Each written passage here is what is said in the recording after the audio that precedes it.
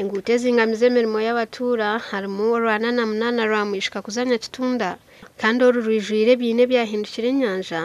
n'abataka bamwe bakatanduka kutunga emirimo yo kuheka batahi baba amabega cyantira mpa amizi gakagari mingi hagwamo mukazi reno so yagwiremo twasharamo kugumana tujani tuyamba abantu nitubiyamo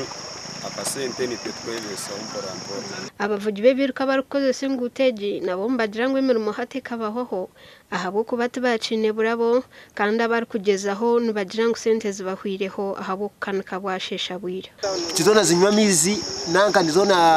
injini zitama mizi agamizi gisera abantu bingi ahantaha niyo katandiko mu boda boda twakoze sengaro twakahokoze sengaro kandi n'abashija babona aba akwaka agenda first time twahakoze sengaro TV West ni yisige ushwane mu kabire bapfa twinihona hona rebo witu paka bakutujya ngo nibenda kwakora na hatiya neje shaha hanta akagira cyakanga hari abantu barabe batwire nibetere nduro mbebe mbezi bitu tine barahwerirwe twagezaho kushikira abakuru mu kitongore cy'inguto cya Uganda Roads Authority hamwe n'abakuru mu district y'Isinjiro bitu tubakwata amasumu gitu Ndrusi Mwamanya